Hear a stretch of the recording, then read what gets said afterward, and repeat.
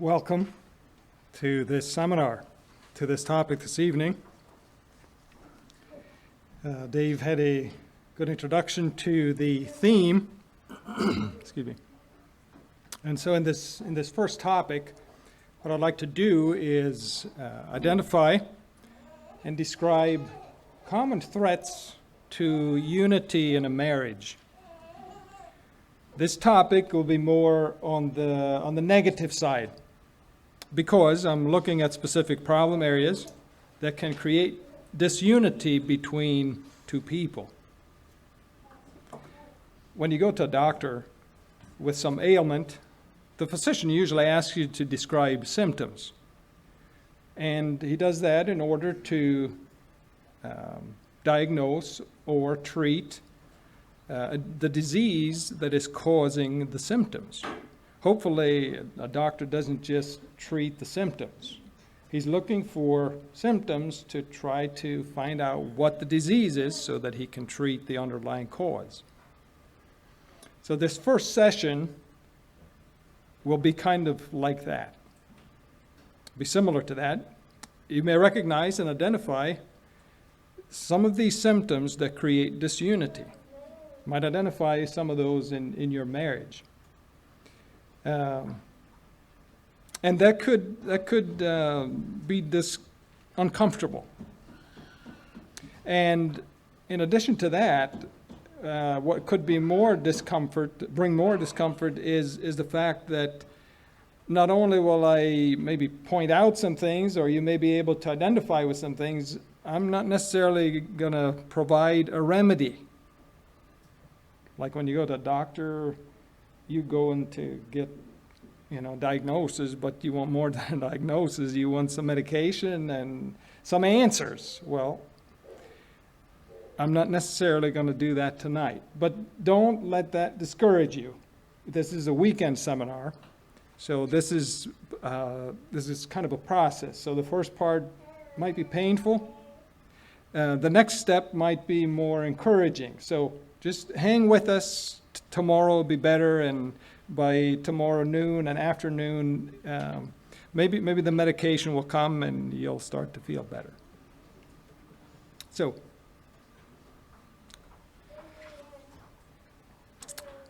let's think a little bit about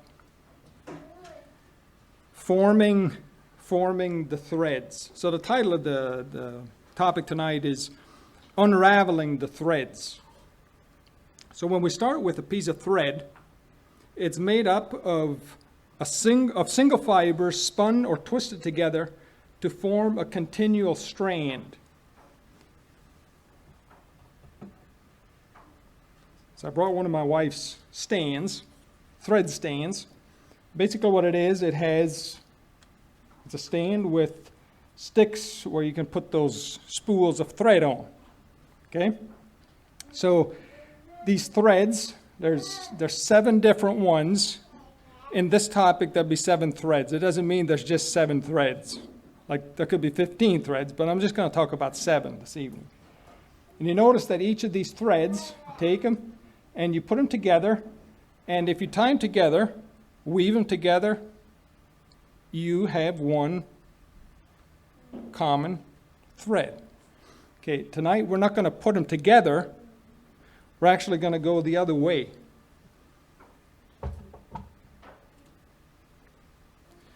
So this is what it looks like. This is your marriage. Formed together from, let's say, 7 different strands. And each of you, as a couple, have woven these 7 threads together. So this strand represents your marriage. And each of these strands represents maybe one subject, one topic, or one subject that I'm going to talk about tonight. So you come tonight, and for however many years you've been married, you've woven this together. And so what you have, this kind of represents your marriage.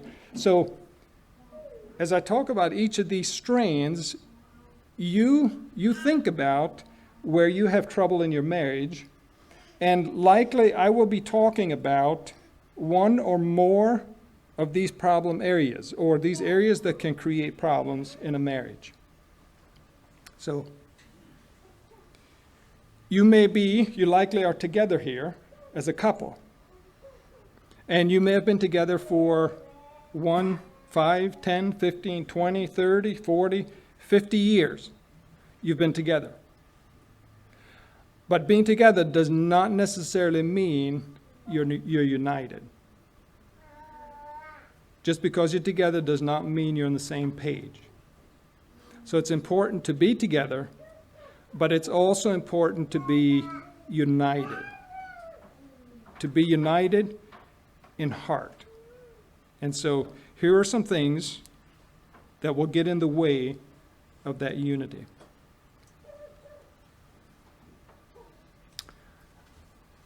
Common threats to marital unity.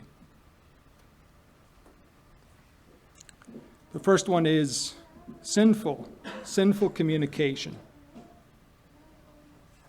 Someone suggested that communication is as vital to marriage as blood to the body. In other words, without communication and without blood, marriages and bodies die. I tend to agree. However, just as blood sometimes gets contaminated, thus affecting health, communication can also be contaminated, which undermines the health of the marriage. Sinful communication broadly falls in the following 2 categories. There's more, but here's 2 that you can hang your ideas on. On the one side is the offensive category. That is one that kind of comes at you. Offensive categories are various forms of lying that can be outright lies, half-truths, or subtle deceptions.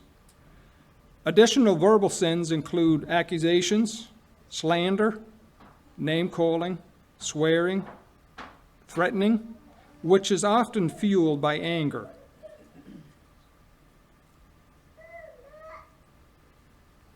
Mocking, belittling, shaming, guilt-tripping, and gaslighting can be added to the verbal sin list.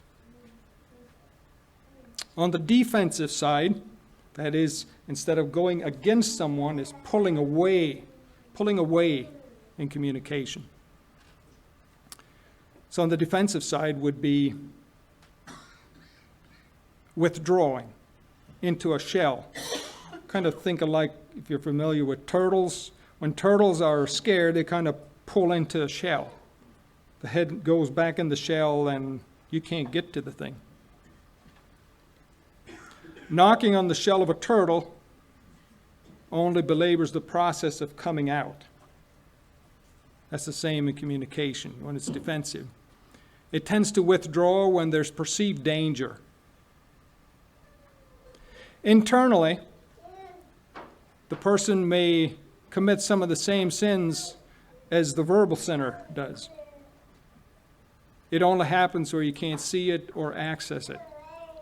As painful and destructive as the verbal forms of sinful communication are, at least you know what's going on with this person. He doesn't hide it. It's obvious. But defensive silence is just as painful. It's just hidden and it's inaccessible. It's along the lines of, it's cold, like icy cold. It can be calculated. Things like a disdaining look. In public, the person is one way, in private, another. A sneer, avoiding eye contact, talking to others, being kind, patient, gentle, and understanding with them, but withholding these same qualities from their spouse. When you have a question, there's no verbal response. Maybe a sticky note, but no verbal communication. A text or an email message, but no verbal interchange. I personally don't think it's wrong to write a sticky note or write an email or a text. But if it's to avoid communication, then it's problematic. These kinds of communication drain the life out of a marriage. They undermine unity. If a couple wishes to develop unity, good communication is foundational. It's foundational to a good marriage. It's foundational to unity, to be able to talk about differences and do it in a proper way.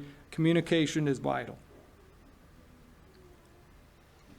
Developing the quality of your communication by even 10% every year will surely reap dividends in your marital unity. It's almost a guarantee if you develop good communication skills.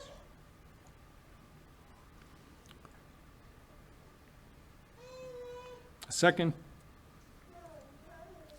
threat to marital unity is confusion about roles and or responsibilities. Think of a role as a position or office that is assumed or assigned to an individual, and a responsibility as a function that a person performs or fulfills. So distinguish between the two. A role is a position or an office. A responsibility is a function, something that you do. For example, in the game of baseball, there are 9 players, each holding a position and fulfilling a function. It's the catcher, first baseman, second baseman, and so they have a role, but they also fulfill a function, a responsibility. In marriage, the man has been assigned the position or role of husband, and the woman the role of wife. In 2 places, 1 Corinthians 11 and Ephesians 5, the husband is referred to as the head. In Ephesians, the wife is referred to as the body. So you need when you think about it, a physical body needs a head and a body. Without the other, you're not doing anything. So that's the analogy. In Genesis 2, before the woman was created, God said, "It is not good that man should be alone. I will make him a helper that is just right for him." From these and other scriptures, we learn that God has given the husband the position or office of leader, and wives the position or office of supporter or helper. So here are some areas of confusion for a husband. As a leader, a husband can be confused and think this way: I can decide anything I want. Another way is a husband can think as a leader, I must make my wife support and or submit to me. Or thirdly, a husband can think as a leader, I can't be the husband God wants me to be if my wife doesn't support and or submit to me.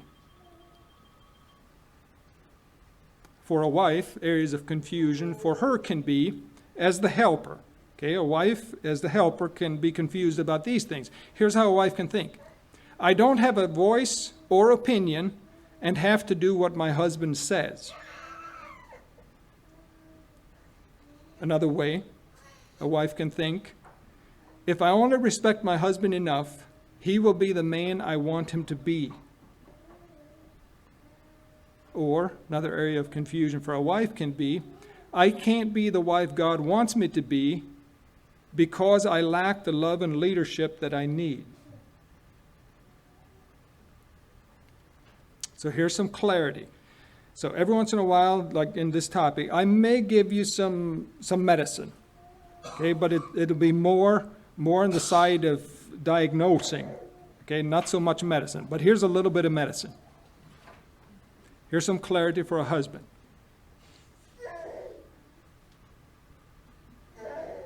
The Lord has assigned the position or office of leadership to the husband, and he bears the primary responsibility as he fulfills those functions in his marriage.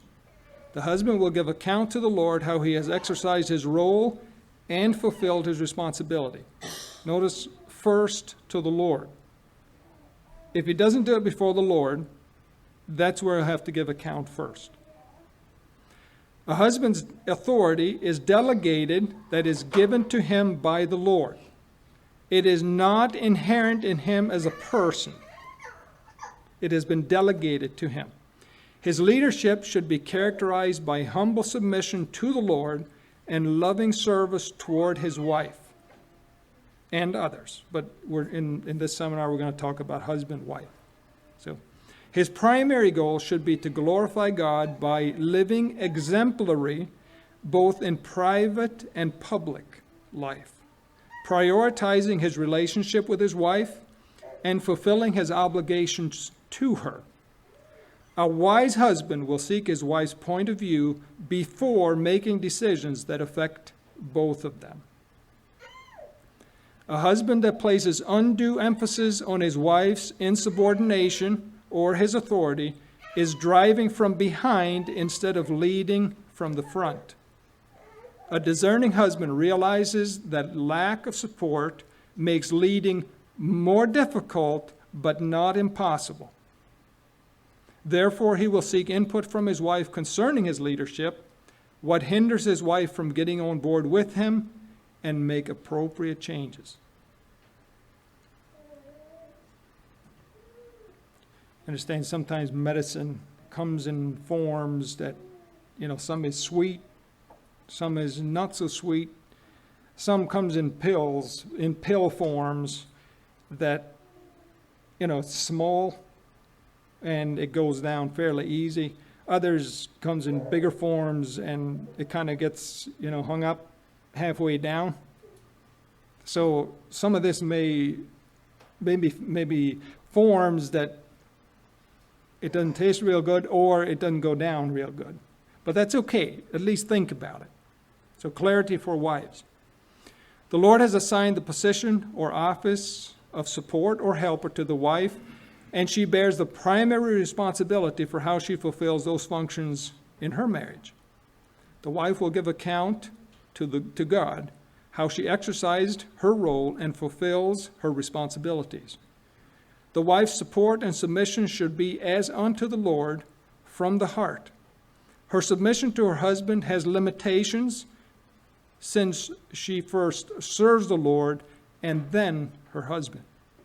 The Lord may have set boundaries that her husband may want her to violate. Therefore, her submission to the Lord supersedes her submission to her husband. A wife should not violate ethical or conscience boundaries by following her husband into sin. A believing wife can respect and even support her husband because of his position, because of the office that he holds, even if she disagrees with his manner or method of operation.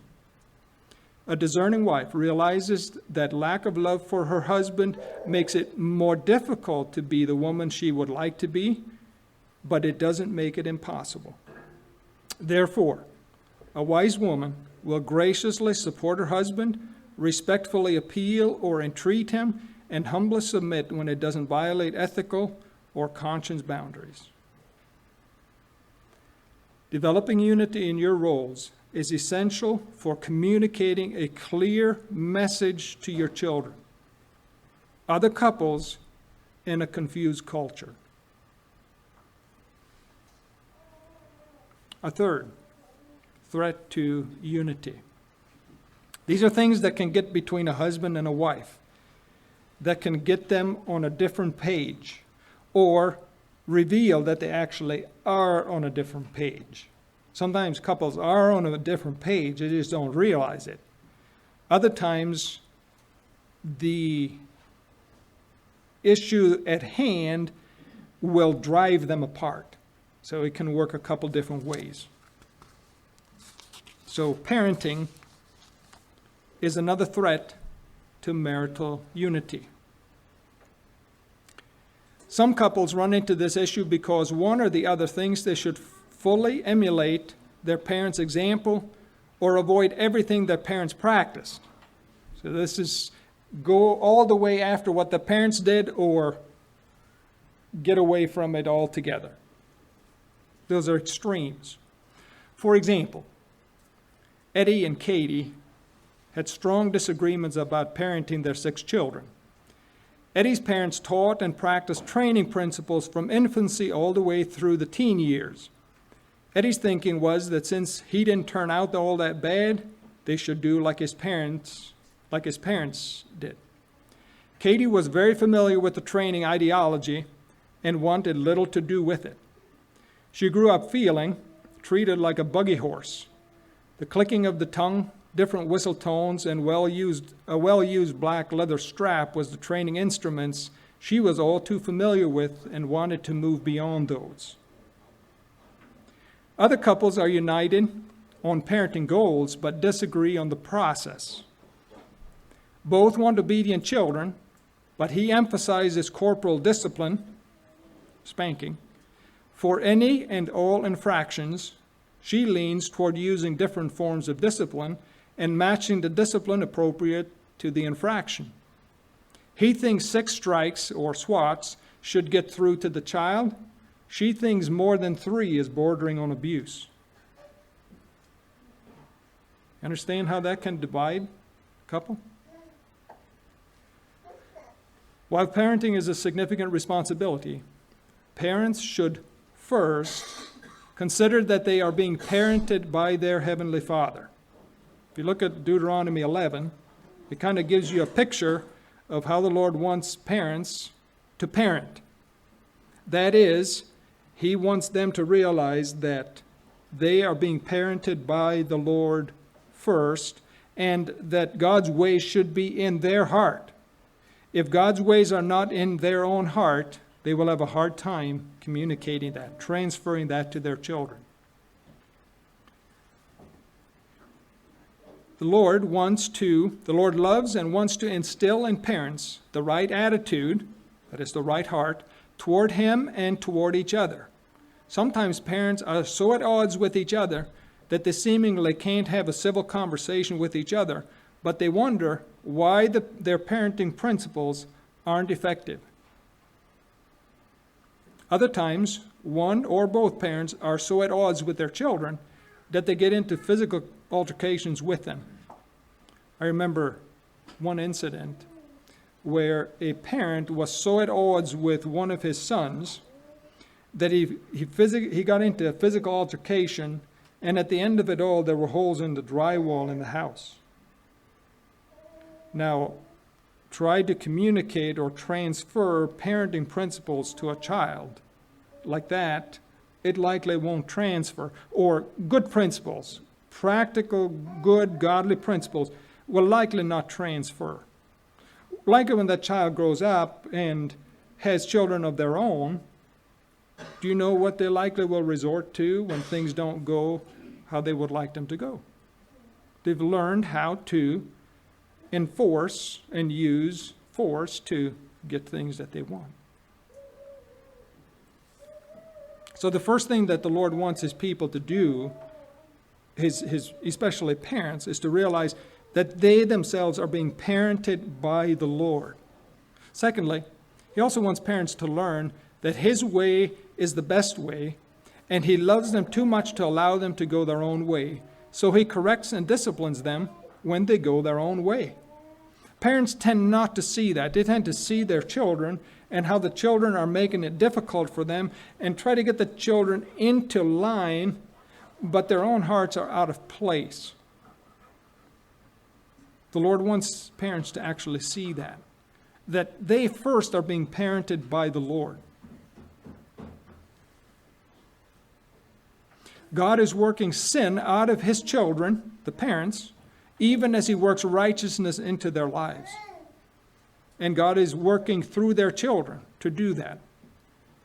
God works in parents even as He works through parents. Lastly, God teaches parents they are dependent on Him. Psalm 127 begins this way: "Unless the Lord builds the house, those who build it labor in vain. Unless the Lord watches over the city, the watchman stays awake in vain."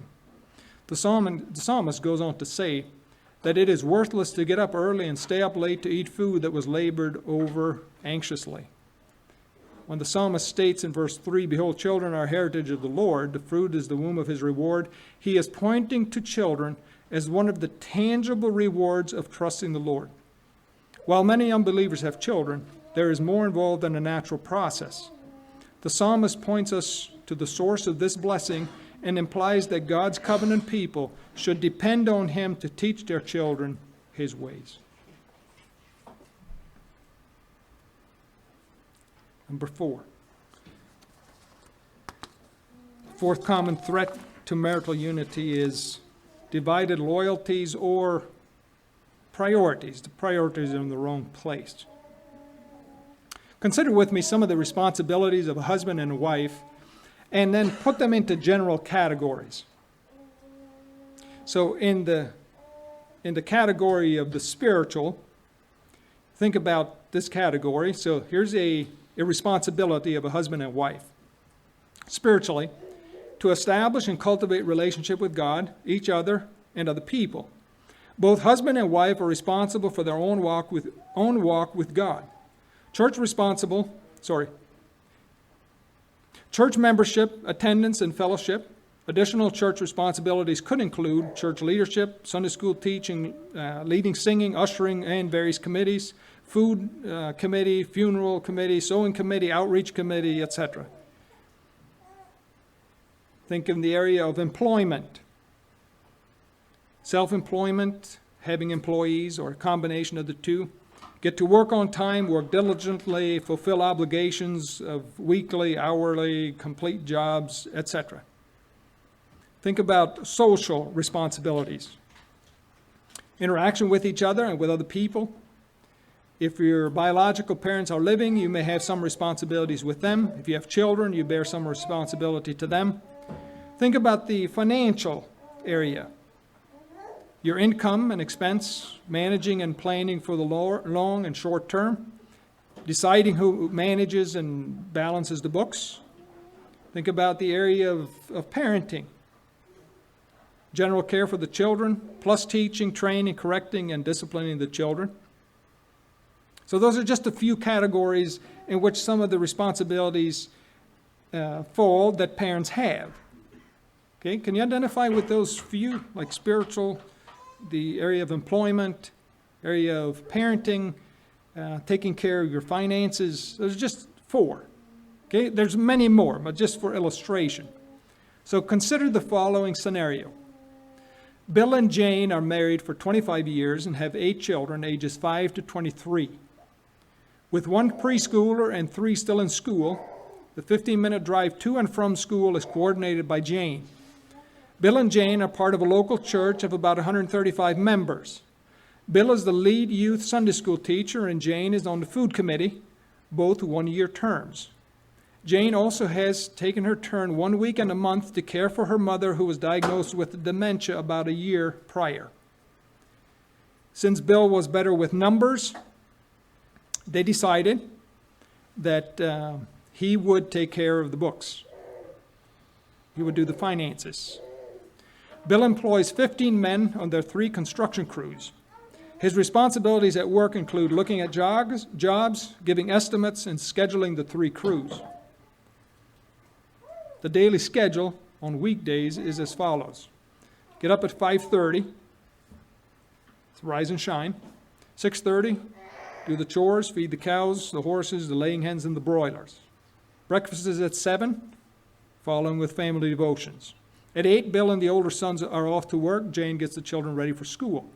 At 12, lunch is served for everyone, whoever is at home, and time for a short break. At 1, time to go back to work. At 3, Jane has to pick up the children at school, do the farm chores. 5 is quitting time. Supper is at 5:30, including Bible reading. From 7 to 9 is family time. On church nights, it's church, and there's church youth group 2 times a week. 9:30, the lights are out, especially for the school children. And the Saturday schedule is a little bit different. Get up at 6:30, chores at 7, brunch at 9. At 12 is lunch for everyone, 5 is supper, and by 9:30, lights out. Janice felt for some time like she and Bill are like 2 ships that dock at the same harbor each night, get refueled, and sail different directions in the morning. She knows he's been stressed out with work for the last number of months, but so has she. Bill is snowed under with requests for estimates and has taken the last 3 Saturdays to look at jobs to try to catch up. On one of those weekends, it was her turn to care for her mother, and she hardly saw Bill for 2 days. They have good employees and a good reputation in the community, but competition among the crews has brought complaints from the customers about shoddy work, which has irritated Bill. It seems that when they have their time alone, Bill is distracted, in another world, or ready to fall asleep. On weekday mornings, it's common for him to hit the snooze button at least twice, but even then has to drag himself out of bed. She wonders how he can get up Saturday mornings at 5:30 and work in the office, but when they are together, he gets so sleepy. She admired his spiritual depth and stability over the years, but recently she noticed his personal Bible reading has waned. He mentioned recently that he had to wing it in Sunday school class because he just didn't have enough time to study. Sunday afternoons, when there would be at least some time for Bill and Jane to catch up, he is taking a much anticipated nap. Two of the children have mentioned to Jane that Dad doesn't have time to do activities with them. He is so busy and stressed out, it's no fun to be with him. One of them relayed a recent incident when Bill took them fishing, something he really enjoys. They had fished for about half an hour when Bill mentioned that they should get home. He has to go look at some jobs. Soon after that, their lines got tangled, and he said that fishing is such a waste of time that they came home. Maybe you can identify with Bill and Jane. You may have many different responsibilities, and it seems your responsibilities increase and you are stretched thin. In those seasons, if you don't have priorities, you will become aware you have priorities. When push comes to shove, your loyalties become evident. It is time to ask important questions. What am I sacrificing? Relationship with my wife, with my children, with God? And is it worth it?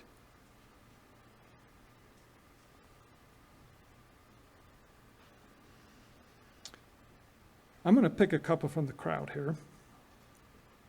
And maybe, okay, I know Floyd.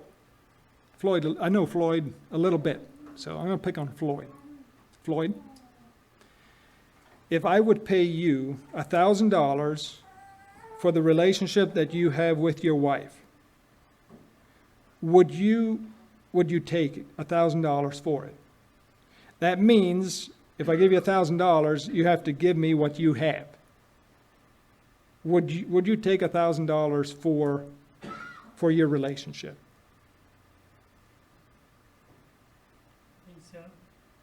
You would? I think you're going to be in trouble after this session. Okay, he is put on the spot. Okay, he maybe doesn't realize what he said. But do you realize what he was willing to sell his relationship for? Okay, that's assuming he has a good relationship with his wife. Okay?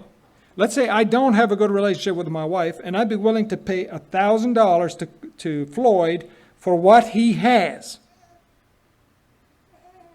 What if Floyd is not willing to sell it for $1,000?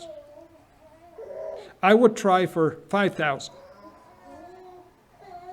Floyd, would you take $5,000 for what you have? No. He says no. $10,000. Floyd, I have $10,000. I'll give it to you in cash.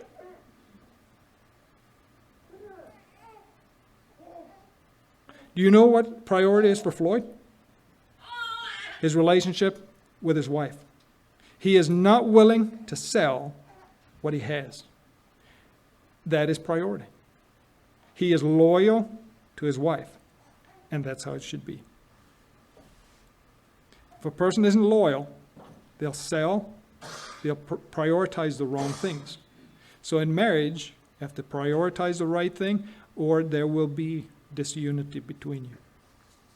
Divided loyalties create disunity.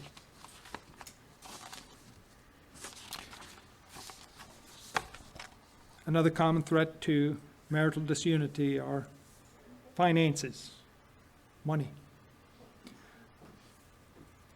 While the lack of finances can put significant stress on a marriage, abundance does not automatically solve all problems.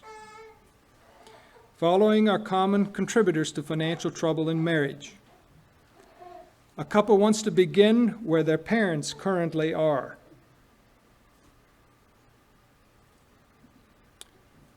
Couples want to keep up with the Joneses, or the Martins, the Weavers, the Brubakers, the Waldners, you name the last name, whoever has a lot, that's the idea. Another one can be spending more than you earn. That is, the pipeline going out is bigger than the pipeline coming in. Think of a pond, okay? A pond has a pipe coming in and a pipe going out. If you have a 2-inch pipe coming in, bringing water in, and a 4-inch going out, what'll happen? Eventually that pond will drain. There's not enough coming in, there's more going out than's coming in. That's simple. But sometimes couples live like that, spending more than you earn. Another one can be a lack of accountability. That is, no receipts or written records, that you don't know where the money went. Another one that Larry Burkett identifies as a disunity or a contributor to financial trouble in marriage is get rich quick attitude. That is, get rich quickly. Like, risk lots, the return is big, but it often doesn't work. That's a wrong attitude to have. Another one can be making financial decisions by yourself. Couples often disagree about the following: no debt versus some debt, certain limits of debt versus higher limits, debt for a short duration versus debt for a longer time. Some are okay with purchasing on credit, others, no way, we don't buy on credit. Some think buy on credit and pay the monthly balance. Others buy on credit and pay the minimum each month. Some couples spend more than they earn. What they are unable to pay, they put on a credit card or borrow from someone else. If this cycle continues, there is debt from spending more than what is earned, plus the interest from the credit card. Financial disagreements put strain on this thread of marriage. This is here's some numbers from a person that does finances online. His name is Bill No Pay Fay, debt.com, has the following to say about debt and delinquency rates, particularly for younger Americans. Okay, this is just some statistics. He says, while anyone can get into debt and have trouble paying their bills, the latest American debt statistics show that younger people are falling behind faster and going into delinquency, particularly on credit card and auto loans. Younger borrowers have surpassed pre-pandemic rates on delinquency. Delinquency rates for older borrowers are rising but haven't reached pre-pandemic levels. Here's a look at how much non-mortgage debt Americans have by age group and the average non-mortgage per capita debt for each group. Okay, these are people that don't have a mortgage. Okay, this is what their debt is, the average. 18 to 29-year-olds, the total is $69 billion, but it's just about $13,000 per couple. $13,000 debt for 18 to 29-year-olds. That's not a mortgage. This is some other kind of debt.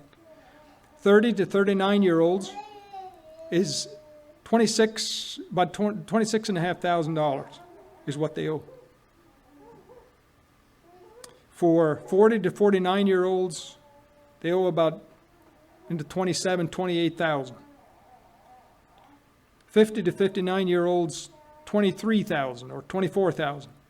60 to 69-year-olds, about $17,000. And 70 and older, about $9,000. That's the average debt in those categories. Here's a little bit of pill, a little bit of medicine. Financial counsel. Work together to establish a budget. A budget tracks how much money is coming in and how much is going out. That's fairly simple, but it's very helpful. And hopefully, with a budget, you can track where it's going. Brainstorm how to spend less than what you earn. Look at fixed, variable, and discretionary spending. Fixed expenses are your mortgage, your rent, your phone, etc. Variable expenses change from one month to the next. There may be things like gasoline or groceries that can fluctuate. Discretionary spending are optional things that you spend money on but you don't really need. Those would be things like coffee, tea, snacks, eating out, etc. Create an emergency fund. Okay, obviously, if you're going to create emergency fund, you have to have excess. And likely everyone has a little bit of extra. Create an emergency fund. An emergency fund is money you set aside for unexpected expenditure, such as replacing an appliance or repairing a vehicle. Talking about money, Paul Lee Tan said this: "There are many things money cannot buy. Money can buy a bed, but not sleep. Books, but not a brain. Food, but not appetite. Finery, but not beauty. A house, but not a home. Medicine, but not health. Pleasures, but not peace. Luxuries, but not culture. Amusements, but not joy. A crucifix, but not a Savior. A church building, but not heaven." So there are some things that money cannot buy. But we need money, and money can be a significant threat to marital unity.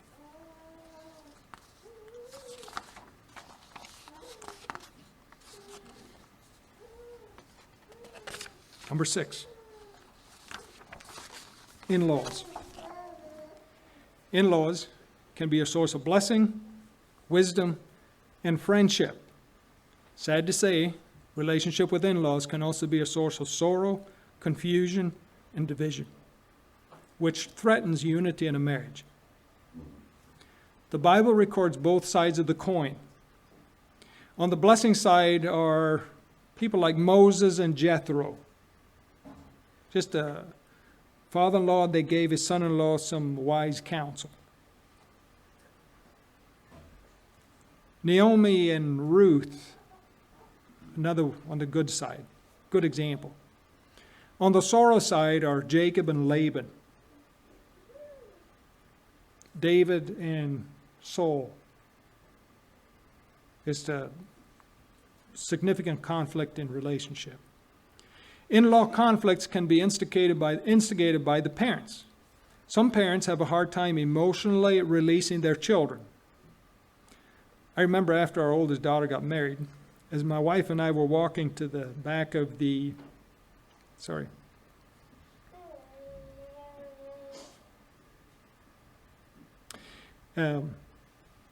after our daughter got married, my wife and I were walking to the back of the auditorium to greet them.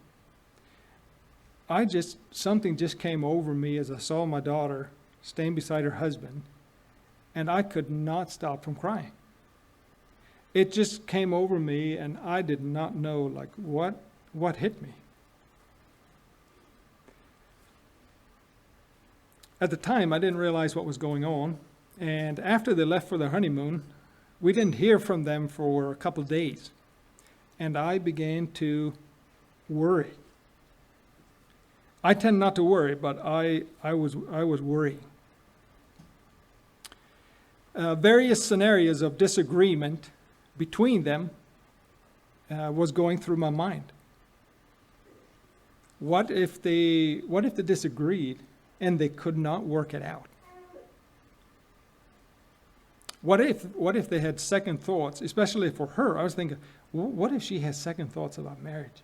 I mean, this early on, like wake up in the morning and like, what did I do? What did I decide? Now this is happening in my mind, not hers. After several days, we heard from them, and everything was going fine. I remember the relief just washed over me. I learned an important lesson. I came to the realization that the emotional release that was happening when I saw my daughter with her husband, there's some things that I had to come to grips with. I had to come to the realization that our daughter had been given to us for a time, and that time had come to an end. And I had to come to grips with that and release her. I had to, just in a way, say, Lord, I give her to you. I give her to her husband, to Tim. After doing that, did I not think about her anymore? No. I still thought about her. But when I thought about her in a different way. And I actually learned to pray for her, and still do. Pray for her, pray for them. When I was tempted to worry, it was actually a catalyst to say, Lord, you've given her to us. She's no longer ours. She is in good hands. Some parents hold on to their children by calling them daily, or requiring them to call, or by giving unsolicited advice, or by criticizing their choices, their tastes, their preferences, and even their spouse. Instead of giving space, some parents hold on by smothering their married children by frequently inviting them to their home or regularly visiting them at their home without invitation. Other parents hold their children at arm's length. These parents fear potential in-law problems, so they remain aloof. Their invitations are infrequent and they would never initiate a call to see if it's okay if they come for a visit. Sometimes in-laws play favorites. They might favor their son or daughter by being warm and friendly, by spending time with them, by giving preferential treatment, but being cool and avoiding the in-law. Other parents favor the in-law and hold their own children at arm's length. Playing favorites is one dynamic in in-law relations that undermine unity in marriage. In-law problems are not always caused by the parents. Married children sometimes have trouble leaving father and mother, and understandably so. However, if leaving father and mother does not occur, or occurs only in part, cleaving unto the spouse will be hindered as well. Leaving father and mother likely refers to the change in the relationship instead of physically moving away from parents. Some children physically move away from their parents but don't actually leave them emotionally. In other words, it means developing an adult relationship with them. It shifts from a parent-child relationship to a peer relationship. Rather than being devoted to parents, that devotion should be directed toward your spouse. Prioritize the relationship with your spouse above the relationship with your parents. Do that by sharing your hopes and dreams, disappointments and sorrows with your spouse. This does not mean terminating relationship with your parents, but it means making changes to it. And the last common threat to marital unity is idolatry, or just the common word is selfishness. When self is on the throne of the human heart, the manifestations are innumerable. Any of the ones that I talked about before, the other 6, you will find selfishness in those as well. In the first few years of involvement in the ministry of counseling here at Deeper Life, I interacted with a couple that was physically separated, and they lived in different homes but in the same community. According to my recollection, they were in their 50s, 60s, and they had married children. They grew up and married in an Amish community and raised their children in that setting. For some time, the husband had wanted to transition to another setting, I think to a Mennonite setting or something like that. But his wife was against the idea. After some years of trying to negotiate without getting anywhere, he decided to move out and began the church that he preferred. They had tried to reconcile on several occasions by seeking help from others, but to no avail. They would occasionally go out to eat together, but their differences were still fairly significant. So they scheduled to come to Deeper Life and tried to reconcile. So on Monday morning, the lady showed up with a driver from her community. I'm not sure if the man showed up in the morning or in the afternoon, but when he came in a bright yellow Corvette. Now, if you know anything about Amish culture, a bright yellow Corvette just doesn't blend with Amish culture. I mean, this man, in my mind, was likely out of touch. Like, I would say that's an example of inconsideration, like just not putting two and two together.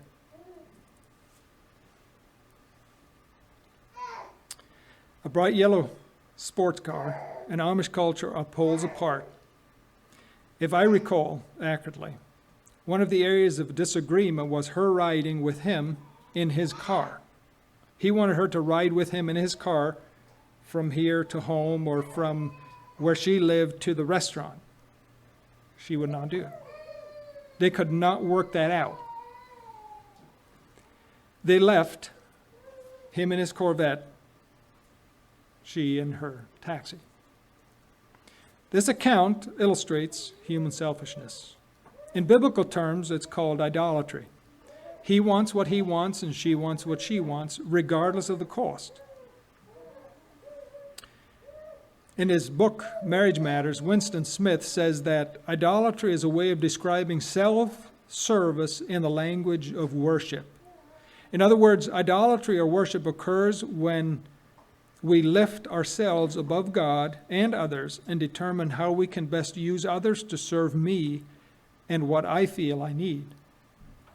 Selfishness in marriage does not just include speaking or acting in ways that are forbidden.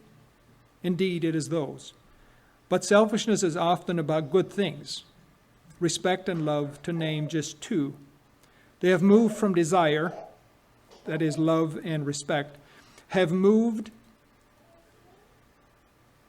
from desire to need in the heart of the recipient, and then demanding that the spouse meet his or her need. A couple examples. Steve desires respect from his wife, Kelly. He especially likes the Amplified translation of Ephesians 5:33b, which reads, "And let the wife see that she respects and reverences her husband, that she notices him, regards him, honors him, prefers him, venerates, and esteems him, that she defers to him, praises him, and loves him, and admires him exceedingly." For Steve, this means his wife should do what he wants, when he wants, how he wants, and as frequently as he wants. With 2 young children in their home, Kelly has other responsibilities to tend to, so she isn't always able to drop everything and help Steve. One day, Steve was hanging kitchen cabinets in their home and yelled for Kelly to help. He had the cabinet in an elevated position and wanted her to help hold it in place while he fastened it. Kelly was in the back of the house watching the children in the pool when she heard Steve call for help. She didn't feel comfortable leaving the children by themselves, so she quickly got them out of the pool, told them to stay away from the pool, and then hurried to help Steve. But it was too late. The crash sent a cold shiver down her spine. "You are the most disrespectful woman I've ever known. What in the world were you doing? Why didn't you come when I called you? I wish I would have never married you." Kelly says, "I'm sorry, the children were in the pool and I didn't feel comfortable." Steve is like, "Don't give me your I'm sorry line. If you'd have your priorities straight, you'd have been here. It's obvious you care more about the children than me. Here I am slaving away putting these cabinets up for you, and this is what I get?" I've changed some of the names, some of the situation a little bit, but this is real life for some people. Example number 2. Katie feels like a withered flower, starved for love. When she snagged Ed, she knew she had a trophy. He was the most affirming and considerate man she knew. almost the opposite of her reserved but demanding father. Katie and Ed spent many hours together during their dating years and their early marriage. But with 3 children in 6 years and many other responsibilities, hour-long talks are few and far between. While Ed is still very affirming towards her, he also pointed out some areas in which he encouraged her to grow. He said it in a kind manner and tone, but it cut deeply. It took her back to her growing up years, where she felt like she couldn't do anything right for Dad. For days after Ed had pointed out the areas to her, she didn't want to be close to Ed. The smallest things he did would irritate her. Even though he'd still affirm her and express her gratefulness to her, something had changed. She couldn't quite believe him anymore. Was he just saying it to be nice? Did he really mean it? Although they had discussed the matter numerous times, it seemed like they couldn't make headways. The last time they talked about it, Ed said he wished he wouldn't have even brought it up. These are examples of when good things become way too important, and they can be serious threats to unity in a marriage. In conclusion, in this topic, we have identified and described 7 common threats to unity in marriage. The longer these threats are allowed to exist, the more they undermine the relationship and the harder they are to root out. But regardless how many threats exist, how much they've poisoned the relationship, or how deep the roots, I am convinced there is a solution. There is medicine for this sickness. Since God is the creator of marriage, he cares about it and has done everything that is necessary to deal with any threat to that union. It is my prayer that over the next couple of days, the Lord will open our eyes to the rich resources he has provided for us through his Son.